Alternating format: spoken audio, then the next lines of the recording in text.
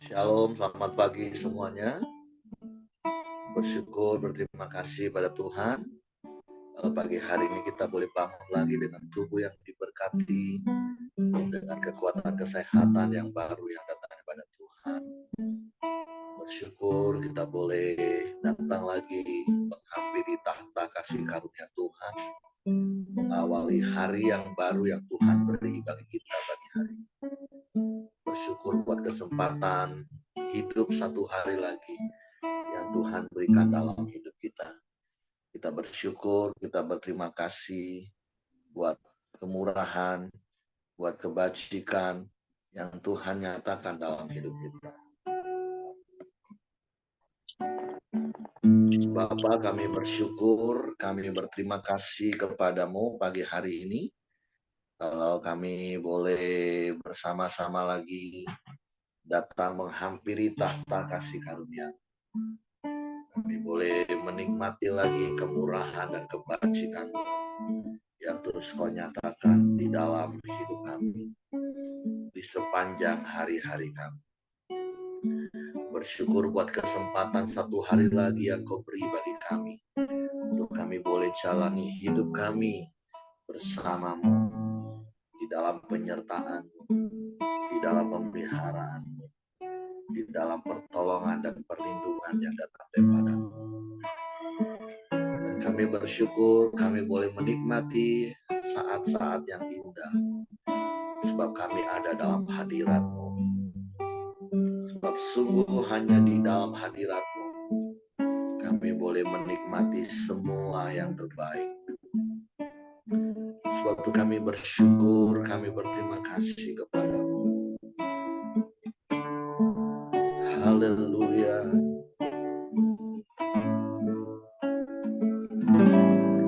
Saat indah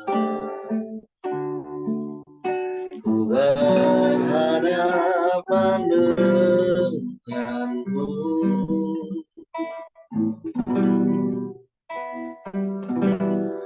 memandang wajah-Mu, Yesus kekasih jiwaku.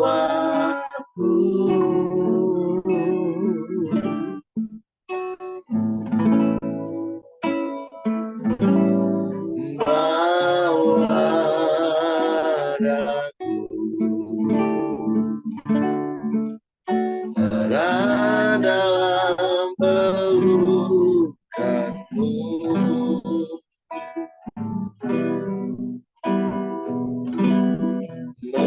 menikmati kasih dan indahnya hadirat-Mu.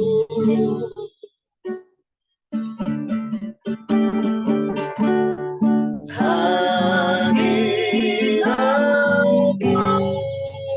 Tuhan, ku rasakan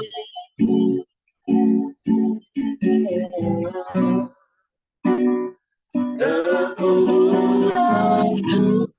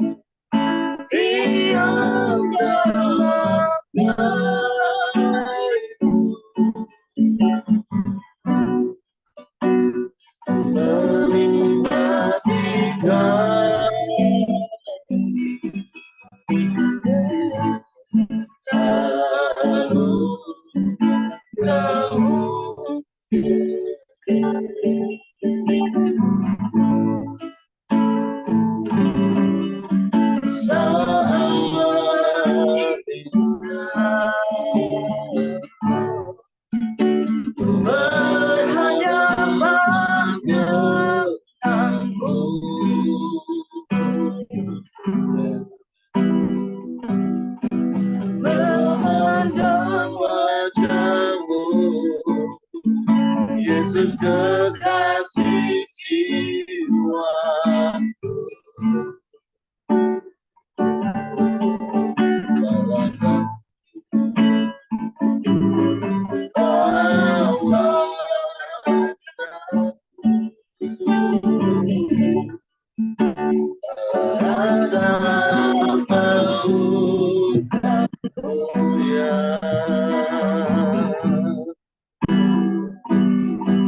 Menikmati kasih dan indahnya hadiratmu.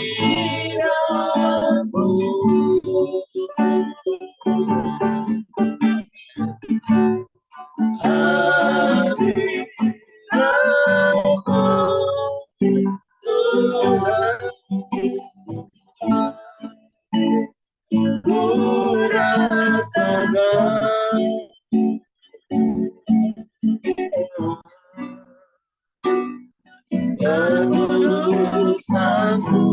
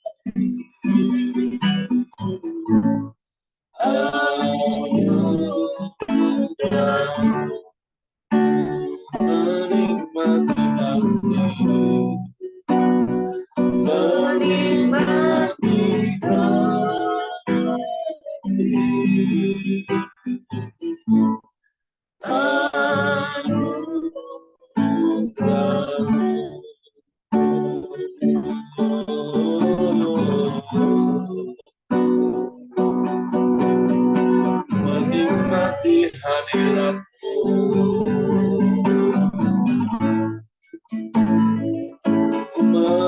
menikmati kasih-Mu,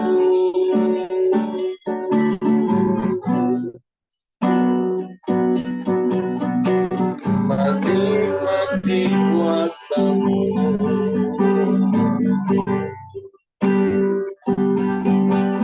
di sepanjang hidup kami.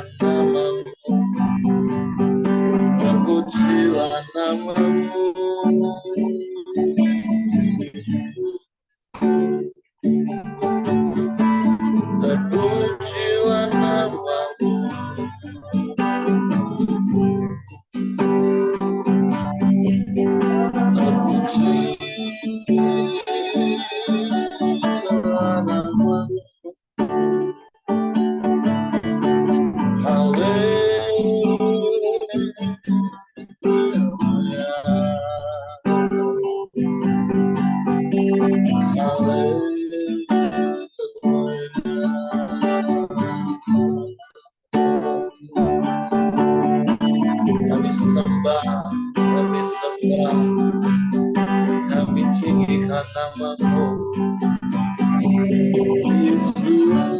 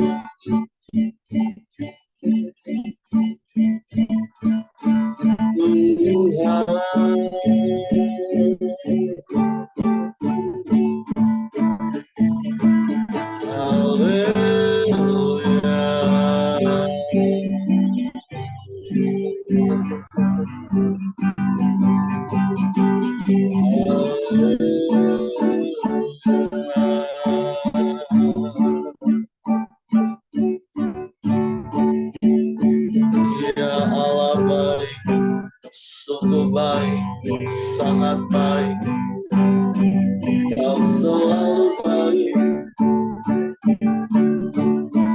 Kau selamanya baik, sebab Kau Bapa yang baik, teramat baik. Kami bersyukur, kami bersyukur, ya Bapa yang seperti-Mu. Sebab daripada-Mu lah datangnya pertolongan kami, daripada-Mu lah datangnya pertolongan kami. Tak pernah terlambat pertolongan-Mu dalam hidup kami. Kami bersyukur, kami bersyukur, kami menyembah, kami tinggikan nama-Mu, Yesus.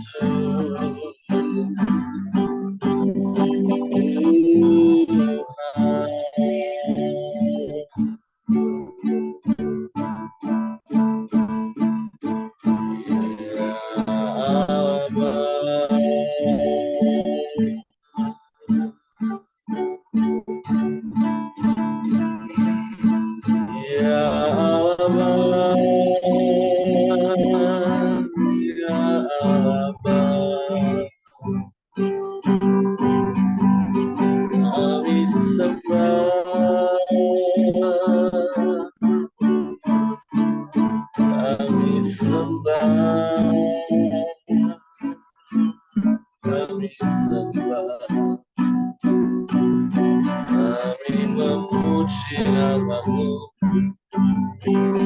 Yesus.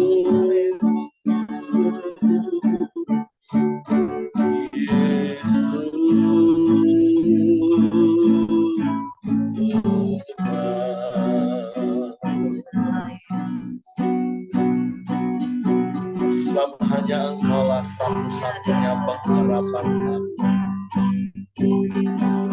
Engkau pengharapan yang tidak pernah mengecewakan. Sebab Engkau Allah yang setia, yang tak pernah ingkar janji. Semua yang baik yang Kau janjikan bagi kami, semua Kau genapi. Saat kami melakukan bagian kami, setia melakukan firman-Mu. Terima kasih Tuhan.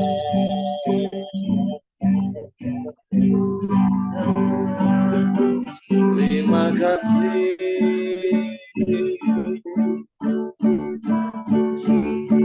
Terpujilah nama-Mu.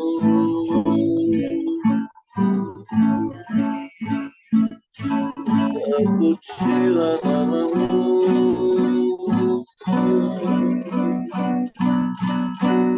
Kami sembah.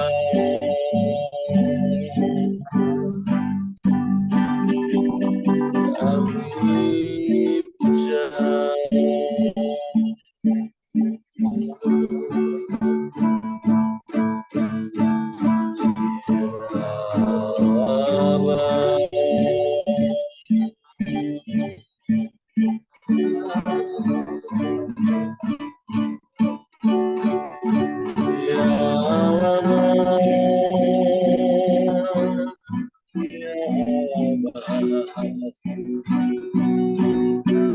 Terpujilah nama-Mu Tuhan, terpujilah nama-Mu, terpujilah nama-Mu, terpujilah nama-Mu, Yesus.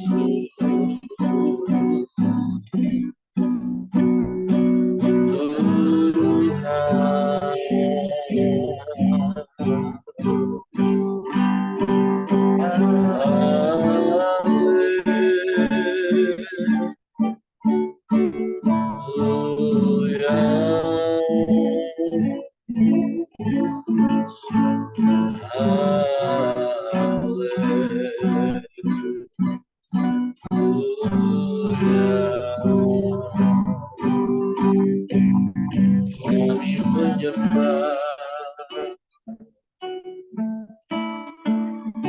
sebab hanya kepada-Mu kami percaya,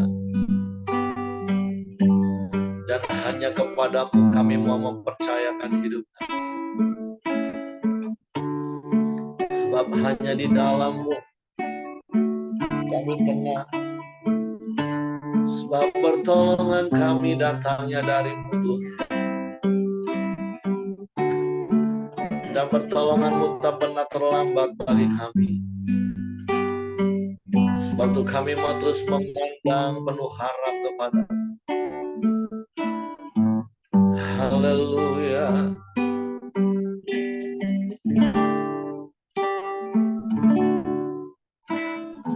Hatiku tenang berada dekat-Mu.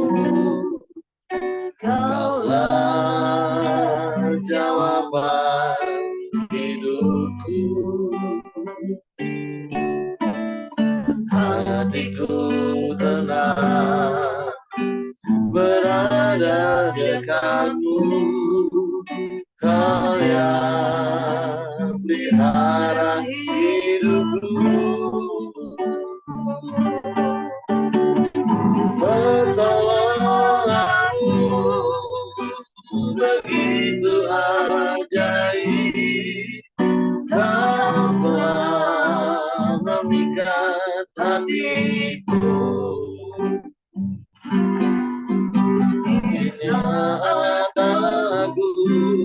tak sanggup lagi. Di situ tanganmu bekerja, pertolonganmu begitu ajaib. Kau telah memikat hatiku. Ini mataku tertuju padamu, ku rasakan kasih-Mu, Tuhan. Seluruh hati kami tetap tinggal tenang di dekat-Mu, Tuhan. Hatiku tenang berada dekatmu. Kaulah jawaban hidupku. Amin, haleluya. Hatiku tenang berada dekatmu. Kau yang pelihara hidupku. Pertolonganmu begitu ajaib. Kau telah memikat hatiku. Di saat aku tak sanggup lagi, di situ tanganmu bekerja. Pertolonganmu begitu ajaib. Kau telah memikat hatiku. Di mataku tertuju padamu, ku rasakan kasih-Mu, Tuhan. Ya, pertolonganmu begitu ajaib. Kau telah memikat hatiku. Di saat aku tak sanggup lagi, di situ tanganmu bekerja. Pertolonganmu begitu ajaib.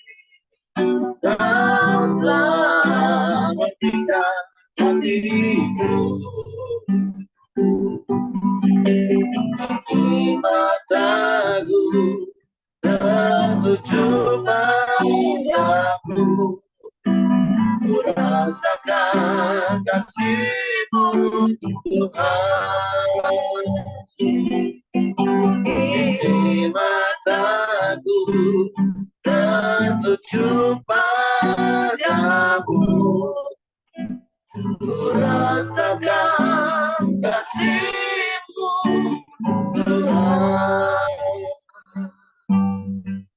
Biarlah kami terus tinggal dalam hadirat-Mu, merasakan kasih-Mu, menikmati kuasa-Mu di sepanjang hari-hari hidup kami. Ketika kami hidup seturut dan sepadan dengan firman, suatu pagi hari ini kami buka hati kami di tempat bagi firman, sehingga kami mengetahui kebenaran, dan kebenaran itu memerdekakan hidup kami. Roh Kudus, tolong kami untuk mengerti dan memahami firman, sehingga kami percaya firman dan kami melakukannya dalam hidup kami. Kami sambut firman-Mu pagi ini dalam nama Yesus Tuhan. Haleluya, haleluya, haleluya. Amin. Oke, silakan Ibu Dorcas. Ya, selamat pagi semuanya. Pagi. Kita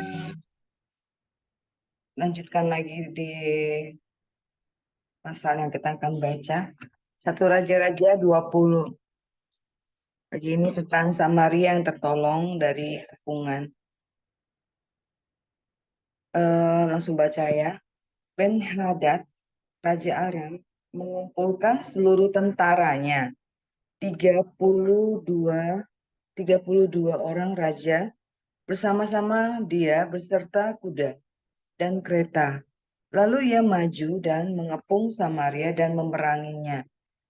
Kemudian ia mengirim utusan ke kota itu kepada Ahab, Raja Israel, dengan pesan, beginilah pesan Ben-Hadad, emasmu dan perakmu itu adalah milikku, dan juga istri-istri dan anak-anakmu yang cantik-cantik adalah milikku. Raja Israel menjawab katanya, seperti bicaramu itulah ya tuanku, Raja, aku ini dengan segala yang ada padaku adalah milikmu. Sesudah itu utusan-utusan itu kembali dan berkata, beginilah pesan Ben-Hadad, memang aku telah menyuruh orang kepadamu mengatakan, emas dan perakmu, istri-istri dan anak-anakmu harus kau serahkan kepadaku. Tetapi besok kira-kira pada waktu ini aku akan menyuruh pegawai-pegawaiku kepadamu dan mereka akan menggeledah rumahmu dan rumah pegawai-pegawaimu. Maka segala yang mereka lihat dan inginin akan mereka ambil dan mereka bawa. Jadi di sini tuh eh, siapa si Raja Israel itu kan diancam. Israel apa sampai ke istrinya lah semuanya itu miliknya dia. Terus si ya si Ahab itu pasrah sekali itu menjawab, ya memang ini semuanya itu milik kamu gitu loh. Sebenarnya di dalam posisi siapa sih yang mau kasih miliknya dia kasih ke orang, tapi karena dia ketakutan dan takut lah dengan si raja apa si siapa Ben-Hadad ini. Jadi dia mengungkap eh, apa yang si Ben-Hadad ngomong, ya dia turutin perkataan-perkataannya ini. Oke, kita lanjut lagi ya. Lalu raja yang ketujuh, lalu Raja Israel memanggil semua tua-tua negeri itu dan berkata, camkanlah orang ini mengikhtiarkan kecelakaan kita, sebab ia telah menyuruh orang kepadaku meminta istri-istriku, anak-anakku, emas dan perakku, dan aku tidak menolak memberikannya kepadanya.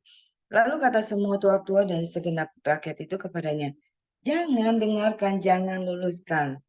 Nah, sebab dia disupport lah sama tua-tua orang-orang Israel untuk jangan ikutin kata si Ben-Hadad itu. Oke, ayat 9. Sebab itu ia berkata kepada utusan-utusan Ben-Hadad, katakanlah kepada tuanku raja, segala yang pertama kali kau suruhkan kepada hambamu ini, aku akan melakukannya. Tetapi tuntutan yang kemudian ini tidak dapat kupenuhi. Lalu pergilah utusan-utusan itu dan menyampaikan jawab ini kepada Ben-Hadad. Ben-Hadad menyuruh orang kepada Ahab dengan pesan, beginilah kiranya para Allah menghukum aku bahkan lebih daripada itu, jika rakyat yang mengikut aku masih dapat menyebut segenggam penuh debu puing Samaria. Ini si Ben-Hadad mengancam baliknya lebih-lebih gitu loh. Jadi ini apa namanya Ahab dan utusan-utusan apa Israel itu berusaha untuk mengatakan bahwa mereka tidak mau menuruti apa kata Ben-Hadad. Nah, tetapi Raja Israel menjawab katanya, katakanlah orang yang ini si Ahab mulai berani mengatakan apa yang diisi hatinya dia untuk mengatakan tidak ya di sini di ayat 11 untuk tidak menuruti dari rasa takut sehingga dia lebih punya nyali kalau saya dari lihat ayat ini di ayat 11. Tetapi Raja Israel menjawab katanya, katakanlah orang yang baru menyandangkan pedang, janganlah memegahkan diri seperti orang yang sudah menanggalkannya. Segera sesudah Ben-Hadad mendengar perkataan itu pada waktu ia sedang minum-minum dengan raja-raja di pondok, berkatalah ia kepada pegawai-pegawainya, atur barisanmu, lalu mereka mengatur barisan melawan kota itu. Nah, mereka karena Ahab berani seperti itu sehingga Ben-Hadad mau melakukan perlawanan atau perang mereka. Karena si Ahab berani melawan si Ben-Hadad itu. Itu yang aku dapat poinnya. Ayat yang ke-13. Tetapi tiba-tiba tampillah seorang nabi kepada Ahab, Raja Israel, serta berkata, beginilah firman Tuhan, sudahkah kau lihat semua orang yang sangat ramai itu, bahwasanya pada hari ini aku akan menyerahkan mereka ke dalam tanganmu, supaya engkau tahu bahwa akulah Tuhan. Ini ayat ini di ayat 13 ini mulai rasanya senang sekali saya baca ayat ini karena bacanya Tuhan yang mulai bekerja ini. Tuhan yang mulai memihakkan, rasanya waktu baca jadi cerita preko-preko ini kan cerita kan, satu kisah kan gitu. Jadi eh, di sini Tuhan yang berperan gitu kan. Aku akan menyerahkan mereka ke tanganmu. Kalau kalau udah berkata aku yang Tuhan yang bekerja, itu amanlah semuanya sebenarnya kan ya. Kalau di ayat ini ternyata keluar kata-kata itu. Ternyata kata-kata itu keluar di ayat ini dari Nabi itu berseru. Kita lanjutkan lagi ayat ke-14, lalu bertanyalah Ahab, dengan siapa? Dengan bantuan siapa? Ahab bertanya, begini firman Tuhan, dengan bantuan orang-orang muda.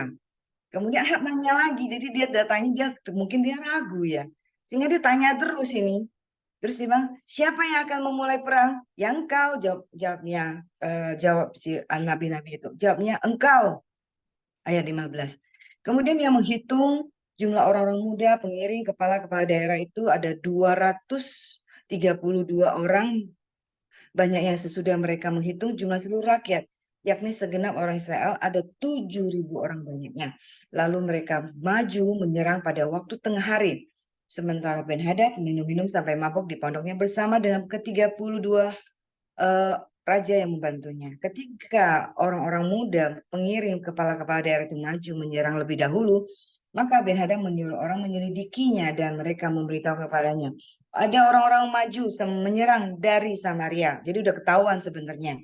Lalu katanya, entah mereka datang dengan maksud damai, entah dengan maksud perang, tangkap mereka hidup-hidup. Ben-Hadad kan punya nyali gede, disupport 32 raja, gimana nggak nyalinya gede. Jadi tangkap dia, rasa dia akan menang si Ben-Hadad ini. Dia rasa dia Samaria ini apalah, pasti akan bisa dimenangin oleh si Ben-Hadad. Oke, ayat ke-19. Sementara itu keluarlah mereka itu dari dalam kota, yakni orang-orang muda, pengiring kepala-kepala daerah, dan juga tentara yang mengikuti mereka. Lalu mereka masing-masing membunuh lawan yang dihadapinya, sehingga orang Aram itu melarikan diri dan dikejar oleh orang Israel. Tetapi Ben-Hadad, Raja Aram, dapat meluputkan diri dengan naik kuda beserta sejumlah orang berkuda. Ternyata kebalikannya kan, Ben-Hadad yang berpikir dengan mudah dia akan tangkap hidup-hidup. Ternyata justru kebalikannya, dia yang melarikan diri dan pasukannya yang banyak yang kalah. Hal yang sepertinya memang kelihatannya kok nggak terjadi, kok bisa kebalikannya. Oh ya, oke, kita yang ke-21. Juga Raja Israel maju, lalu memusnahkan kuda dan kereta itu dan mendatangkan kekalahan yang besar kepada orang Aram. Lalu Nabi itu kepada Raja Israel dan berkata, baiklah, kuatkanlah hatimu, pertimbangkan dan pikirkan apa yang harus kau perbuat. Sebab pada penggantian tahun, Raja Aram akan maju menyerang engkau. Gitu loh, udah diingatkan kepada si Ahab. Ayat ke-23, pegawai-pegawai Raja Aram berkata kepadanya, Allah mereka itu ialah Allah gunung. Itulah sebabnya mereka lebih kuat daripada kita.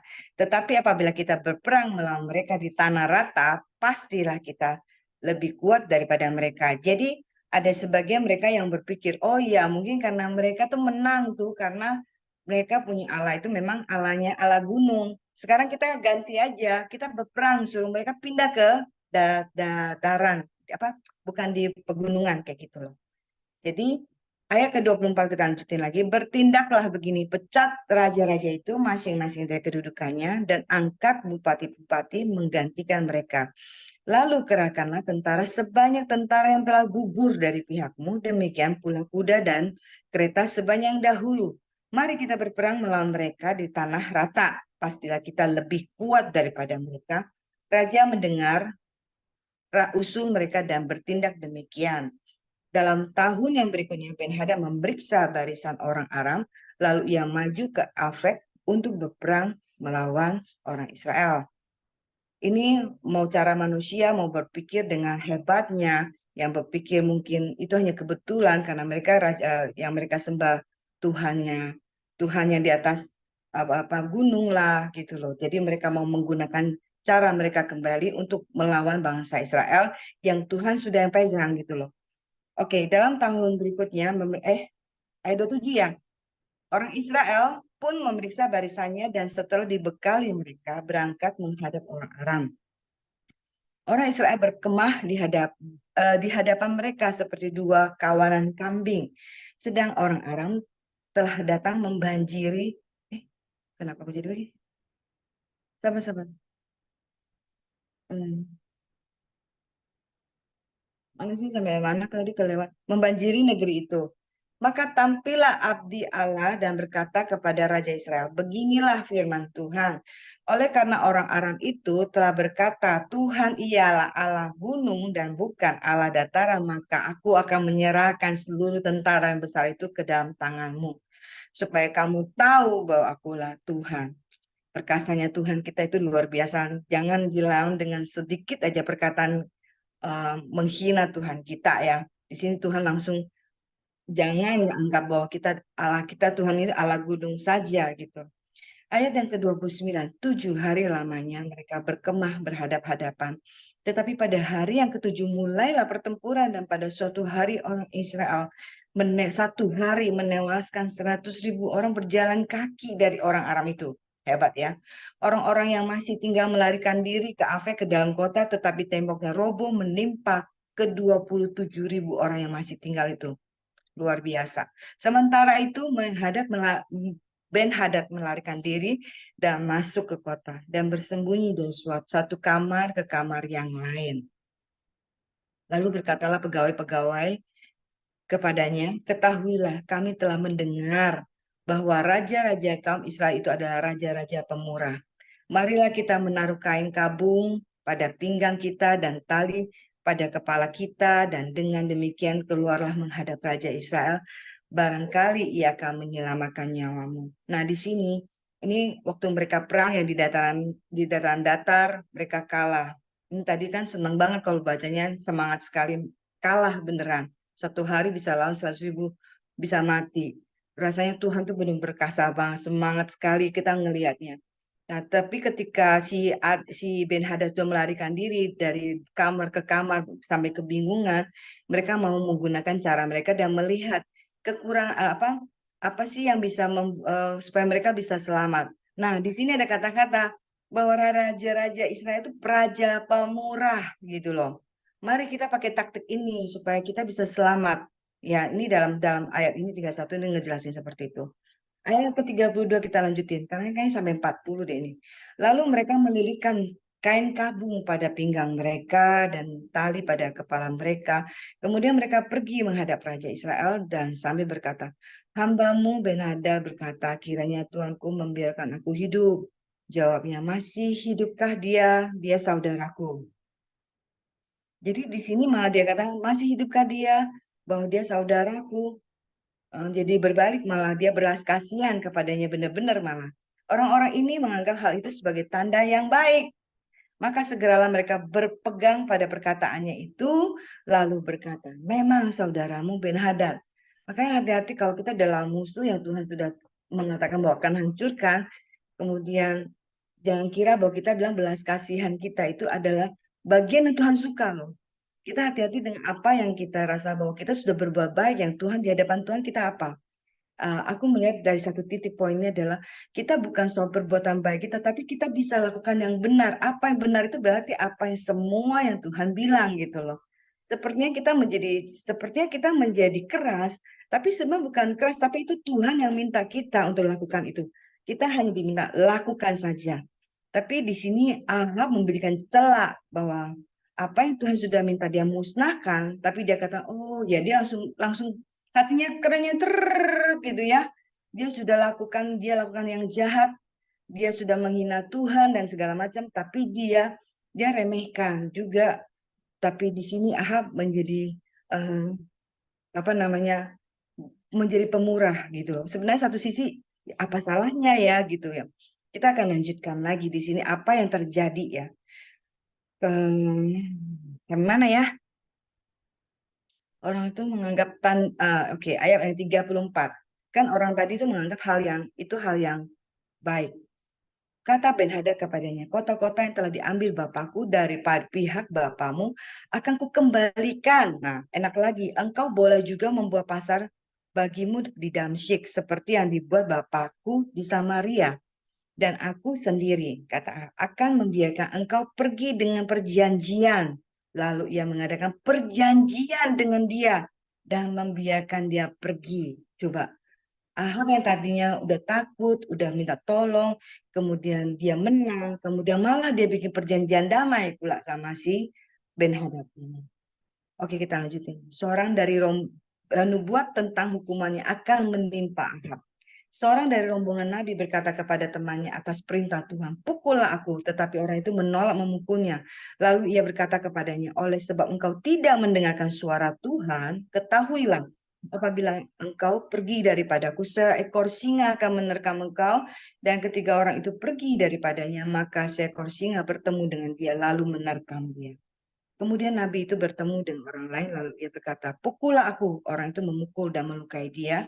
Sesudah itu Nabi itu pergi dan berdiri menantikan raja di jalan, sambil menyamar dengan membubuk kain pembalut pada matanya. Pada waktu raja lewat, ia mengadukan halnya kepada raja, katanya, ketika hambamu ini maju di tengah pertempuran, tiba-tiba ada seorang meninggalkan barisan dan membawa seorang kepadaku sambil berkata, jagalah orang ini, jika ia hilang dengan cara bagaimanapun juga, maka nyawamu adalah ganti nyawanya, atau engkau harus membayar setalenta perak.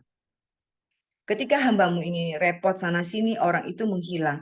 Kemudian Raja Israel berkata kepadanya, begitu jugalah hukumanmu, engkau sendiri telah menetapkannya.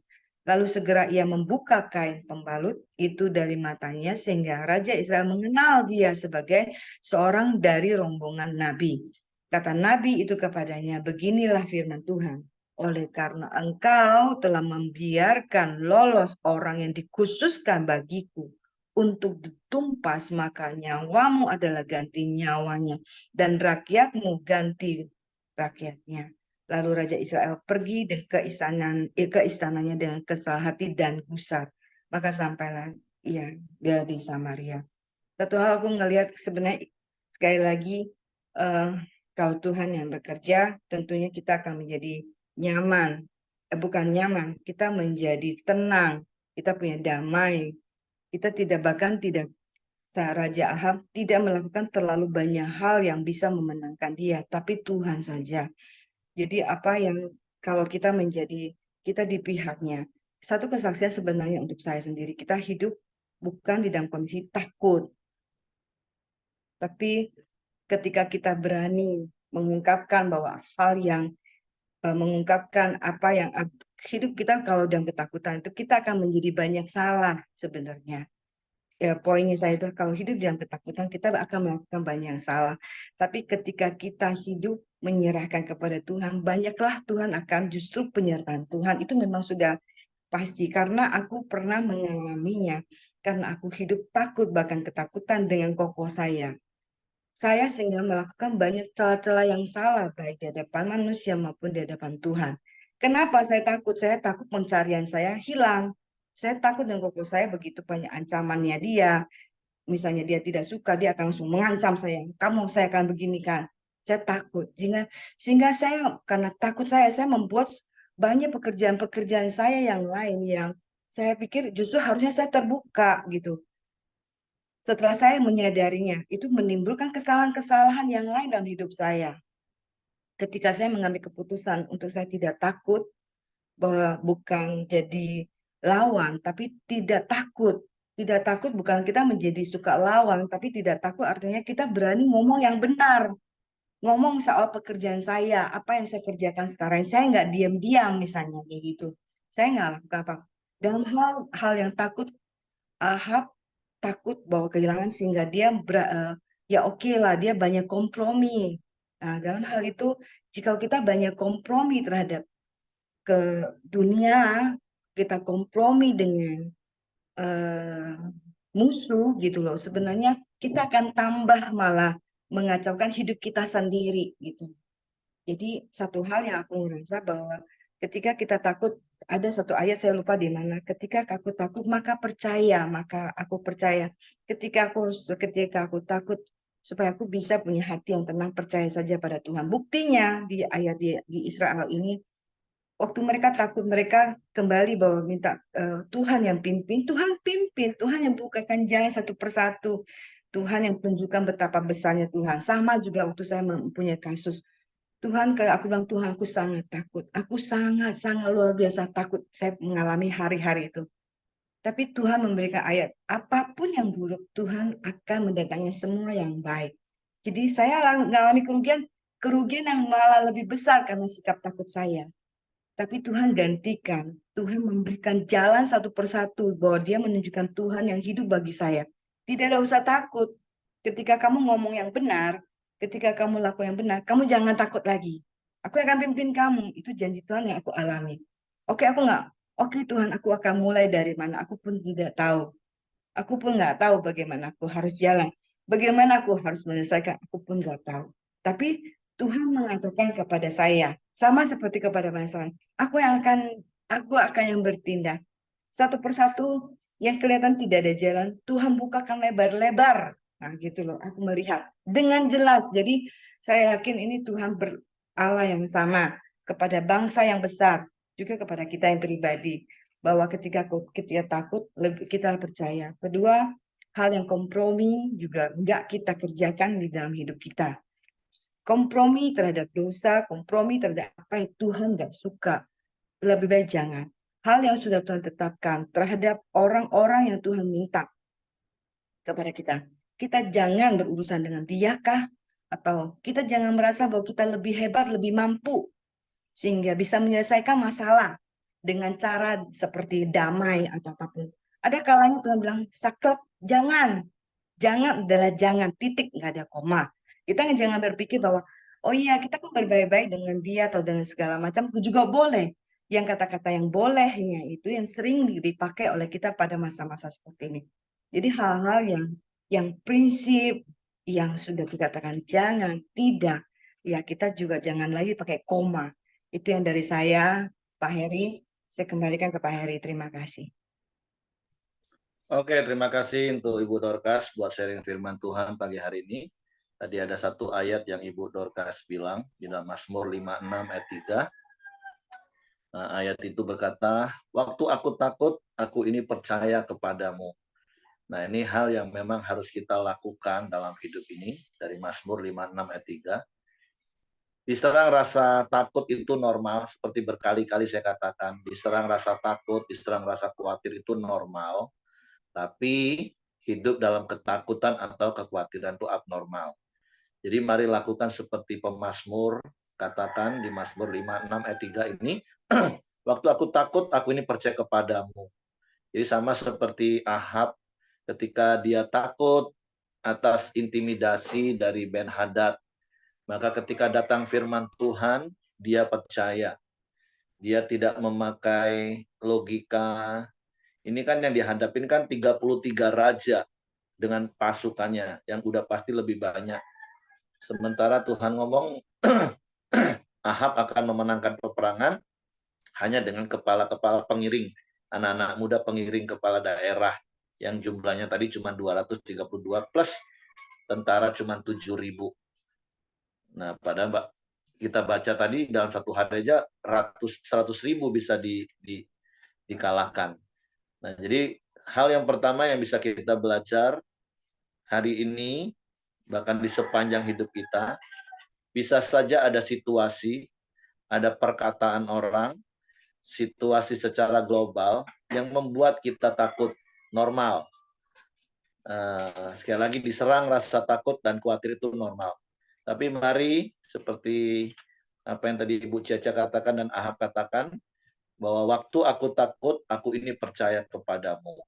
Ini yang harus terus kita lakukan, percaya. Dan satu-satunya bukti kita percaya itu adalah taat. Sehingga Ahab kita lihat bagaimana dia taat melakukan perintah Tuhan.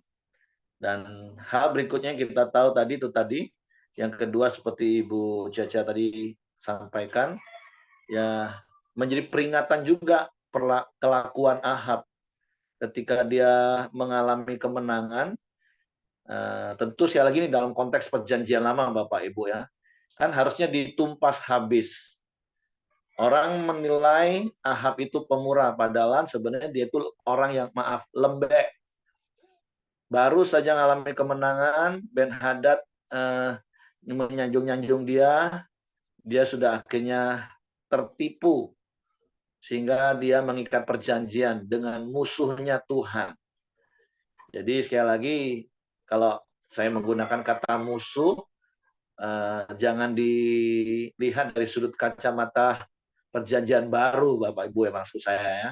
Kalau Yesus kan bilang kasihilah musuhmu, betul. Tapi ini kan dalam konteks perjanjian lama. Orang yang menentang dengan Tuhan itu harus dimusnahkan. Dan Tuhan memakai orang-orangnya. Makanya kalau Bapak Ibu masih ingat juga tentang kisah Saul. Kenapa Saul ditolak? Ya, Saul nggak taat. Ketika Saul suruh memusnahkan bangsa Amalek, dia masih mengambil bagian yang terbaik. Menurut dia itu baik. Baik belum tentu benar, Bapak Ibu. Jadi, kata kuncinya adalah taat. Apapun kata Tuhan, ya ayo kita taat, Bapak Ibu. Jadi, sekali lagi hari ini kita belajar dua hal, yaitu percaya, dan bukti dari percaya itu adalah taat.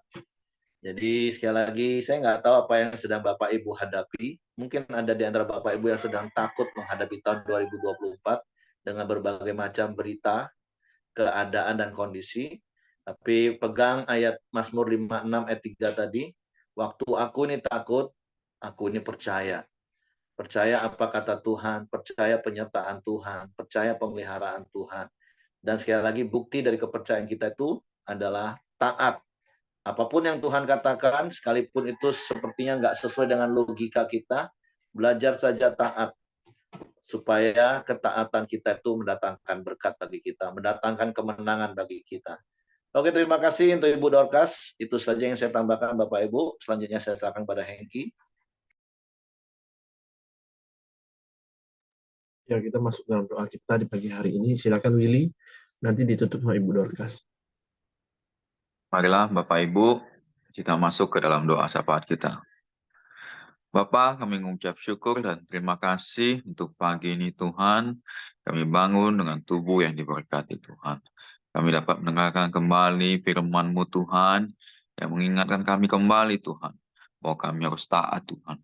Setiap ketakutan kami, kegelisahan kami, kecemasan kami Tuhan, mengenai hidup kami Tuhan, kami percaya Tuhan, Engkau selalu bersama kami, Tuhan. Saat kami taat kepada firman-Mu, Tuhan, yang tertulis di Alkitab-Mu, Tuhan. Kami yakin kami dapat berjalan bersama-Mu, Tuhan. Kami percaya, Tuhan, Engkau menyertai kami sepanjang hari ini, Tuhan. Terima kasih, Tuhan. Bapa, kami juga berdoa, Tuhan, untuk Bu Dorcas, Tuhan, yang telah menyampaikan firman-Mu, Tuhan.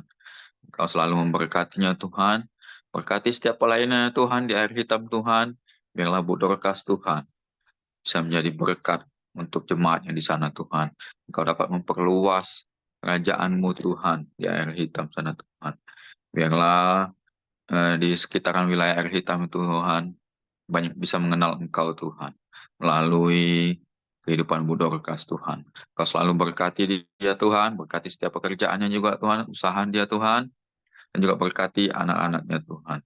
Terima kasih Tuhan, kami serahkan Bu Dorcas ke dalam kuasa tangan-Mu, Engkau yang bekerja di setiap kehidupannya Tuhan. Terima kasih Bapa yang baik.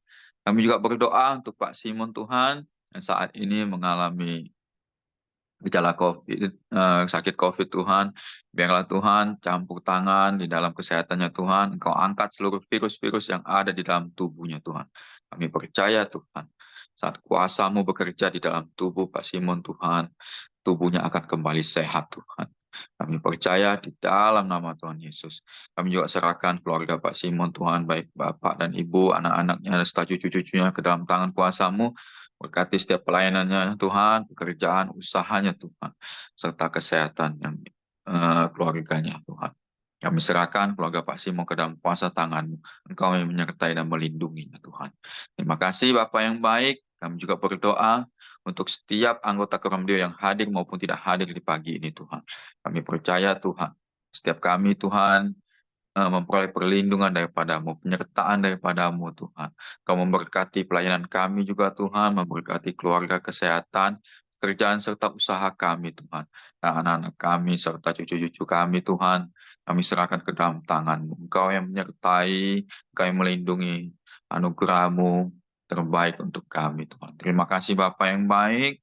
Kami juga berdoa Tuhan untuk tahun ini Tuhan, yang jatuh pada tanggal 14 Februari nanti, akan diadakan pemilu di bangsa ini, bangsa Indonesia Tuhan. Kami percaya Tuhan, pemimpin yang terbaik datang daripadamu Tuhan. Pemimpin yang terbaik untuk bangsa ini Tuhan adalah pilihan-Mu Tuhan. Kami yakin siapa yang terpilih nanti, itu datang daripadamu Tuhan. Itulah pilihan terbaik dari Tuhan. Kami akan taat kepadanya Tuhan. Terima kasih Tuhan. Kasih dan pemimpin saat ini Tuhan, Pak Jokowi, serta jajaran yang sampai staf terbawahnya Tuhan. Kami serahkan ke dalam tangan kuasa-Mu, Engkau memberkatinya Tuhan, memberkati setiap kepemimpinan Pak Jokowi Tuhan. Biarlah sampai akhir masa jabatannya Tuhan, bangsa ini semakin sejahtera, semakin damai, dan perlindungan-Mu untuk Pak Jokowi dan keluarganya Tuhan. Kau memberkatinya selalu Tuhan. Terima kasih Bapak yang baik. Kami serahkan seluruh bangsa dan negeri ini Tuhan ke dalam tangan kuasa-Mu. Biarlah bangsa ini semakin mengenal Engkau Tuhan. Terima kasih Tuhan. Terima kasih. Mengucap syukur dan untuk pagi ini Tuhan. Marilah kita masuk ke dalam doa Bapa kami. Bapa kami yang ada di sorga, dikuduskanlah nama-Mu, datanglah kerajaan-Mu, jadilah kehendak-Mu di bumi seperti di sorga. Berikanlah kami pada hari ini makanan kami yang secukupnya. Dan ampunilah kami akan kesalahan kami, seperti kami juga mengampuni orang yang bersalah kepada kami. Dan janganlah membawa kami ke dalam cobaan, tapi lepaskanlah kami daripada jahat. Karena kami punya kerajaan, dan kuasa, dan kemuliaan sampai selama-lamanya. Amin.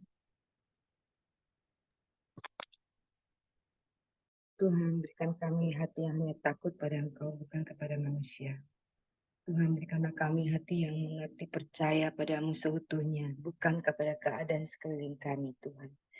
Tahun 2024, ya Tuhan, banyak prediksi-prediksi hal yang tidak baik sekalipun, Tuhan. Kami mengerti Engkau Allah yang akan memimpin kami, membawa kami kepada keselamatan, kepada pengharapan akan masa depan kami yang penuh cemerlang. Itu yang kami pegang. Kami mengerti ya Tuhan, bahwa kami di dalam Engkau.